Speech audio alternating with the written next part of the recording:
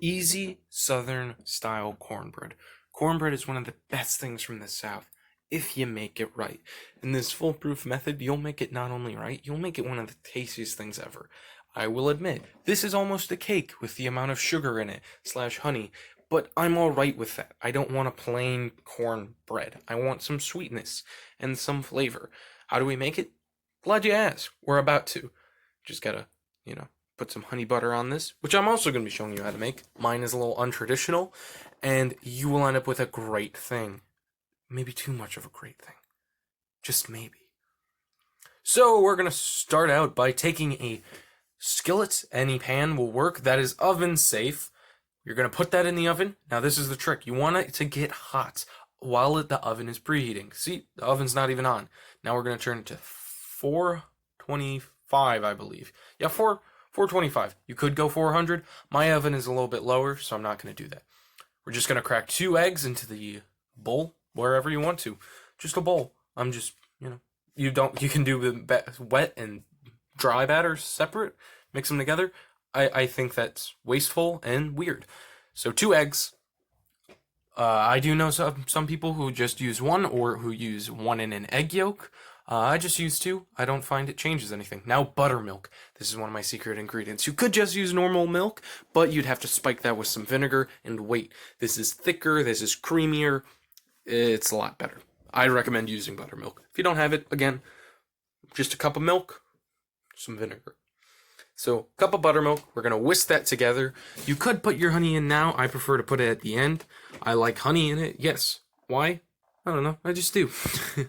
So you're going to mix that up. Now, the cornmeal. You can use a kind of floury cornmeal, which is a lot more processed. I'm just going to use the one that I have. Actually, first I think I'm doing sugar. Yeah, first I'm doing sugar. 1 cup of sugar. That was more like a half a cup.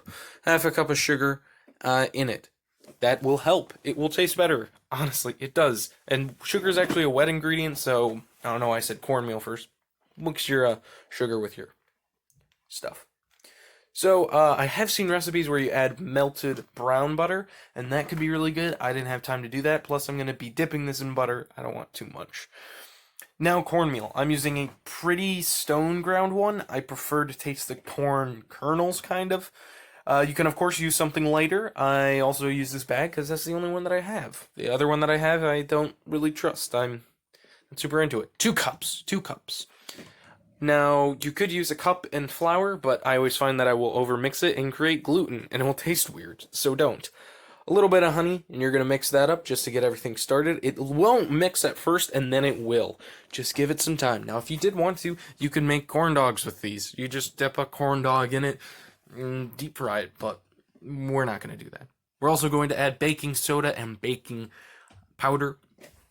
I'm not super great with measurements. I kind of felt this out, so I did about a little tablespoon, little half tablespoon. I did a heaping tablespoon or teaspoon. You want more baking powder than baking soda. I'm sorry, I'm not that accurate when cooking, but it worked out, so eyeball it. Now our oven is preheated. Before we do that, we're gonna get a nice pat of butter ready. Get it ready right now. You don't want to waste. That pan is really hot. You could use a cast iron. This one is a emerald one, and it is able to go in the oven. So you're just going to mix that butter around, making sure to get it everywhere. Hi, my foot. And make sure that it is covering every surface. Now you're going to pour in it. Don't even wait for this to cool down. The faster you do it, the better. You're going to see that's going to start cooking. Don't worry, it will give it a nice crispier crust. I did have a little extra, and I do recommend if you're doing this for a party or something, do muffin tins. That's actually pretty cool. It's nice. And we're going to make some honey butter. Honey butter is pretty easy. I like to do about a stick's worth of butter, but I do it at a time because I'm like that. And get that melting. I have seen some recipes where you cream butter together with honey. I'm not a huge fan of that.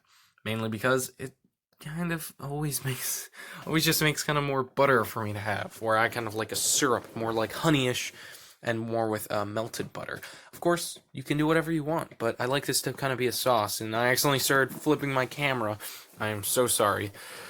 Yeah, I'm sorry. Sorry, they have to look at this disgusting shot. I would do it again, but I'm not that enjoyable. And yes, I am wearing a Die Hard shirt, in case you were wondering. Yes, it's about that time for Christmas. Yeah, I'm going to start celebrating, October 31st. Add some margarine. Marjoram?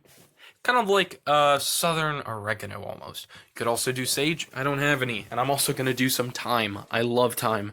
Thyme is one of my favorites. I had a little trouble opening the little glass. So yeah, thyme, margarine, any kind of spices that you want. Really, this is your oyster. Shuck it. For God's sakes, shuck it. And we're going to give that a little stir before adding in our honey. Now, I would recommend taking this to brown butter stage, but I did not. I was kind of weak. I could not wait. So I'd recommend taking it to brown butter stage, then brown butter stage, where it is looking brown, almost kind of burnt, but not really, and then adding your honey. That way it will kind of cooperate more smoothly. Now, when you cream your bunny, Jesus, when you cream your butter and honey together, you will not only create butter that tastes like honey, you're basically fusing the two together. This is more just kind of mixing them a little bit, and this does happen to separate sometimes, which can be quite annoying, but it becomes a great sauce when it's hot, and I always intend to serve this warm. So we're just going to let that bubble for a little bit and fizz together. Yay! Now, of course, I know there are some risks that people have with cooking honey. Honestly, there is none. There's no reason to. I can link you a bunch of articles in the description, in the comments, if you really need one, but honestly, don't worry about it. If you don't want to for some religious reason, which I don't believe there is, then totally don't do it. I'm just checking on my cornbread. It goes in for about 20 minutes. That's all you need. Once the inside is registered at a nice little goldy brown, you can test that with a toothpick. Just stick it. If it's clean, it's done. Now I'm going to do the two-plate method, which I accidentally dropped it. That's why there's a big hunk and chunk out of it. But I switch it to one plate and then flop it onto a cooling rack. That's how simple it is. Now you're going to let this cool for a couple minutes. I do find that cornbread is the best when it's warm. Let that sit off to the side, and now you can clean the dishes. And guess what? Since you didn't use a cast iron, that dish that you used can go in it. But yeah, sorry about the crack. And a couple minutes have elapsed. We're going to cut this boy open.